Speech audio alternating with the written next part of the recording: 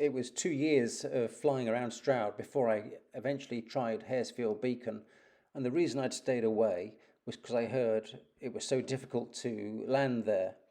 And this video then is to help people overcome that fear perhaps and make more use of the slope. It's one of the best slopes around Stroud, suiting a southerly wind, and the lift is tremendously strong. The rise from the valley floor is about 150 metres, which for inland UK is a lot.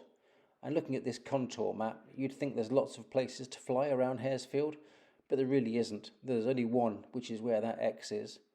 At the end of this video, I've got some detailed instructions about how to find the slope, which is not difficult. It's only 2.5 miles off the M5, 4 miles from Stroud, so very accessible. This is the plane I've used for the tutorial. It's my Magnus by TJIRC, and it's got big air brakes, which is useful. It's also quite efficient, so fast through the air, and this saves you from one of the risks at Haresfield Beacon, which is getting blown backwards into the trees which lie behind the slope. This is the flying zone with some local residents, and what you see is just before the slope there's a rampart, and this is excellent for sheltering behind. It really keeps the wind off you, but also it's what creates the rotor. So behind the rampart is a definite no-go zone. Don't fly there. But then behind that further, the ground rises, and this is where you want to land, on the top of that rise, before the ground starts to slope away and then go backwards towards the trees. What I've done is do a number of takeoffs and landings, again and again and again and again, just to show some repeatability of the process, if you like.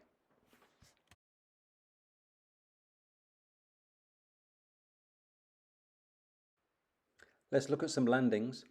What you need to do is go far enough back that you can get out of the strong lift that's above the rampart, but staying high keeps you above the trees and you're still safe. Then you need to come forward, but not too far forward, so that you land on top of the rise, as opposed to going forward into the rotor. Do not go into the rotor.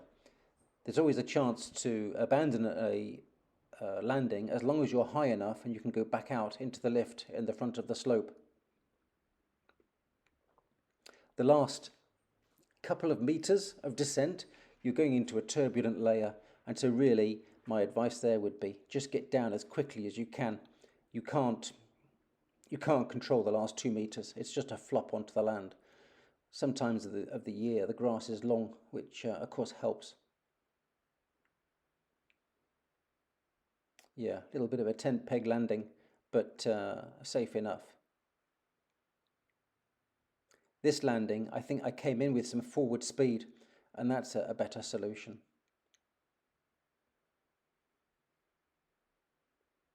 So going left to right, you can lose speed without going forward towards the rotor.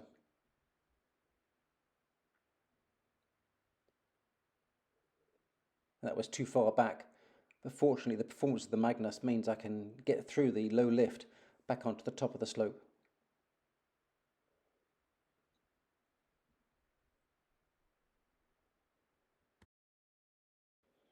Here the plane is massively high, but it's okay. Just go left to right, and with the air brakes on you can scrub off the speed without going forwards and without getting up too much ground speed.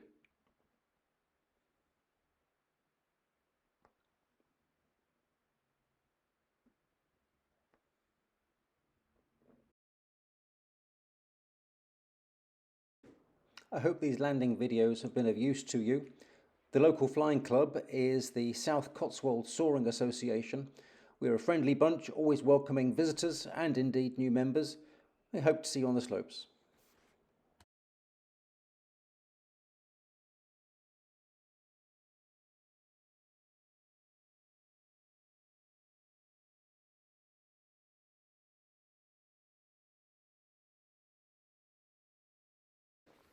The two marked car parks are for the public, the dog walkers. Don't go there. You want to park where I'm showing you here, just local to the flying site.